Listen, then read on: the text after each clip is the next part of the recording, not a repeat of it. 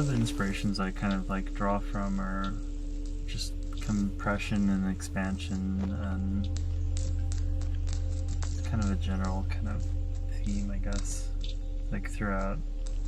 I don't know whether it's like physics or you're looking at like solar flares or steam or vapor, or like the mind, like the ethos, like the creation of like new inspiration or like memories, or kind of forging new parameters for like how you define something. But it's kind of, I guess, where I think I kind of strive for with my personal creation of making and fashioning new forms. This is what I created: the accumulation of ideas, structures that embody a liveliness. I created a stature of elements that are cohesive and integral to each other apart, a symbiosis of form, a unity of structure. Since that's the case, I've been able to create a static creature, a unitive system of life through a non-linear creative process. Like the way a rock in a creek bed slowly becomes rounded or polished over time. Smooth, soft forms. Form becomes idealized over time with additive bits and pieces. A collection of ideas. My work is an accumulation of concepts that fit together to become a cohesive matter strata. Time.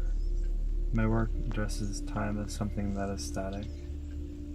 These wings are the ruptures that exist between time and space, a knitting rift. Structure emerging, deep-rooting, stratifying, lattice ideology. These undershelters of canopy, illuminated from this internal space, like if it were representative of an internal collection of experience or an awakening, an ether or something else not representational to anything solidified, just a hazy outline to a less grasped sense of physicality, which is also connected to the notes of multiple experiences of a specific.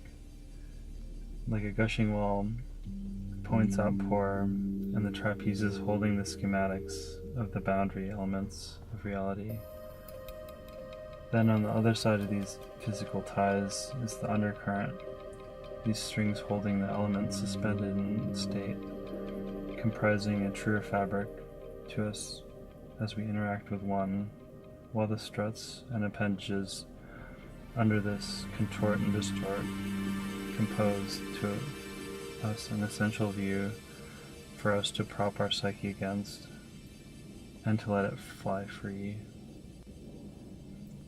A swooping fingered wing catching the wind, grabbing it and pulling itself to the heavens.